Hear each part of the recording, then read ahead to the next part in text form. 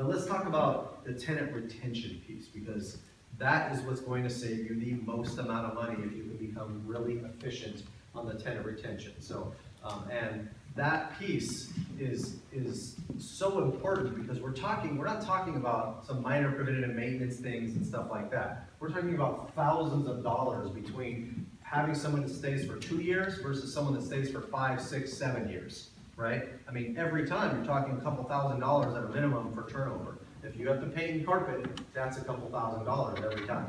So, you know, some of the things we do is birthday cards, holiday cards. We will go through and do a drawing for good paying tenants. You can go through and check in with them consistently and have that proper communication we're talking about on the maintenance side.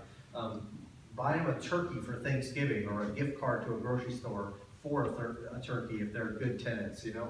I usually don't do it for bad tenants because I want them to leave anyways, you know. So, like I talked about the handling the maintenance costs, and you're going to kill them with kindness, but you're also going to go by the book.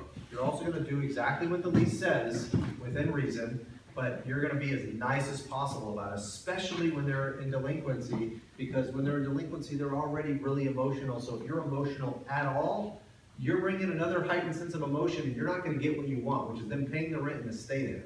If you start to argue with them or get, you know, sometimes you just have to let them sit there and yell and vent because they've had a crappy day. I mean, you never know what someone went through. You know, it's almost like, you know, life lessons here. Be nice to everybody and don't worry about everybody being pissed at you. It's not really directed towards you, right? So, and that is a big deal. If anybody hasn't read the book, The 4 Agreements, I would absolutely recommend that book to everybody in this room.